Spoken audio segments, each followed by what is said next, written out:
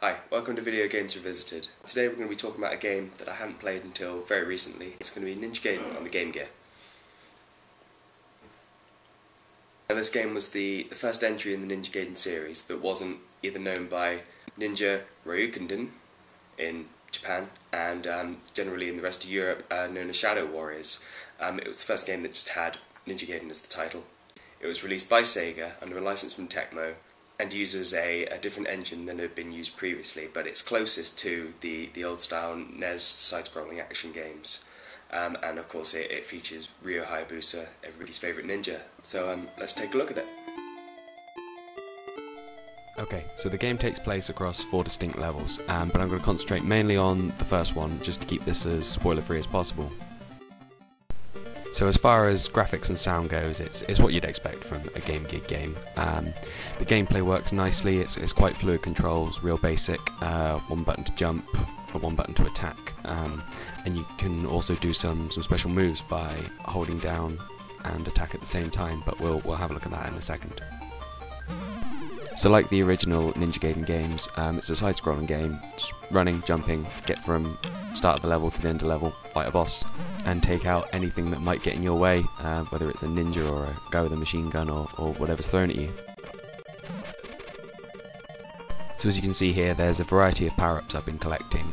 I've just used a ninja star to take out the last couple of enemies I've come across. It just fires straight forwards and kills anything it touches. This little Hadouken thing that fires straight up and is handy for taking out any enemies above you. The amount of force you have, as you can see on the top right hand side, determines how much you can use these power-ups.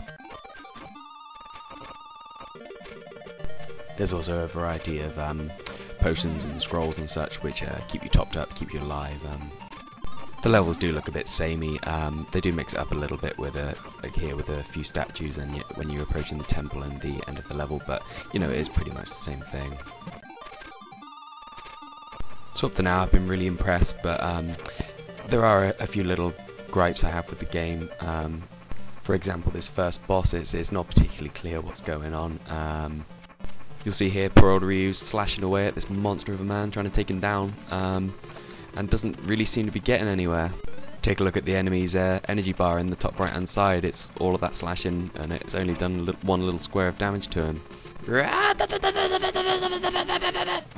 Whilst it's obvious his club has to be raised for you to do any damage to him, it took me a while to figure out that you actually have to face in the opposite direction for him to raise his club like that. And there's me just slashing away mindlessly and not getting anywhere. It's not a massive complaint, but a lot of the bosses do kind of follow a similar thing where it just takes you forever to kill them and it's not much fun.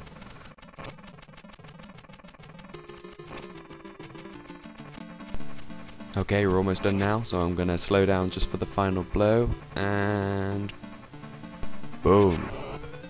Exploding Ogre Monk.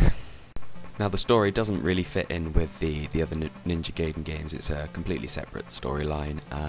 It revolves around a load of arms dealers who are, for whatever reason, after Ryu's sword, and Ryu's quite keen to find out why. The storytelling kind of has the same film noir feel that the other ones have, and it's quite well done for the very, very small screen. Okay, so the initial Japanese level out the way, you've got a industrialized harbour with these little douchebags that dead-eye me with their harpoon guns every single time, potentially down to my complete lack of skill.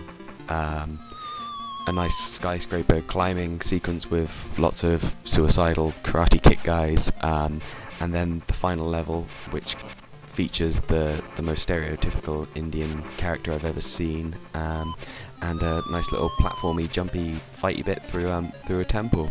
I won't spoil the story or the ending for you too much.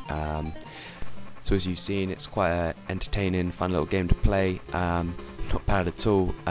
It doesn't have the difficulty the other Ninja Gaiden games had, like to the ridiculous extent. But if you're willing to sit down and give it a little bit of time, I'm sure you'll be quite impressed, and I'll leave you to pick up your own copy if you're interested. So that's it for now. Take care, and I hope to see you next time.